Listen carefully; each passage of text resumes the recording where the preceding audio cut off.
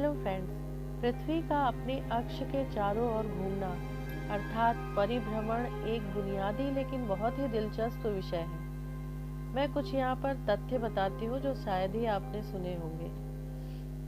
दिन की लंबाई में छोटे लेकिन मापने योग्य बदलाव हो रहे हैं। सामान्य रूप से पृथ्वी एक सौर दिन लगभग 24 घंटे का होता है, लेकिन वैज्ञानिकों ने पाया है कि कुछ दिन बहुत हल्के से छोटे हो रहे हैं। उदाहरण के लिए 2025 की गर्मियों में कुछ दिन ऐसे आए जब दिन की लंबाई औसतन से लगभग 1.3 से 1.5 मिलीसेकंड कम थी।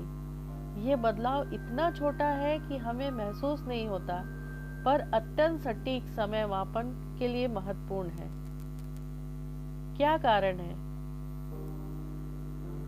चंद्रमा की कक्षा स्थिति बदलना, जिससे पृथ्वी पर गुरुत्वाकर्षण बल बदलते हैं। दूसरा है पृथ्वी की अंदरूनी तरल मेंटल कवच और महासागरीय वायुमंडलीय प्रवाह की बदलती गतियां।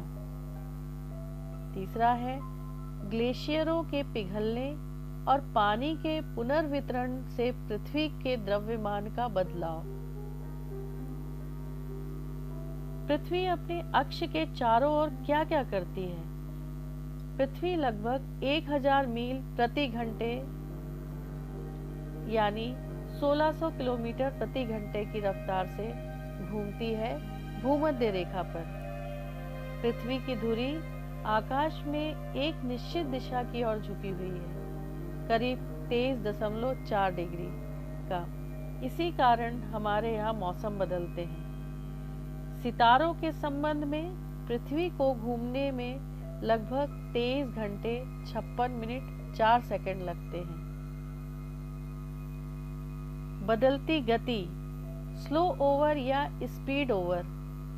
पारंपरिक रूप से माना जाता था कि पृथ्वी धीरे धीरे अपने घूमने की गति खो रही है, मुख्यतः चंद्रमा के कारण ज्वार भाटा द्वारा।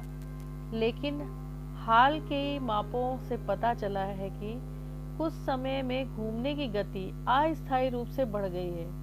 उदाहरण के लिए 2025 में कुछ दिन रिकॉर्ड तोड़ छोटे हुए हैं। इस बदलती गति के कारण समय मापन के लिए कूल है कि भविष्य में नेगेटिव लीप सेकंड -1 सेकंड भी लगाना पड़ सकता है, जो अब तक कभी नहीं हुआ। जलवायु परिवर्तन का भूगर्भीय प्रभाव।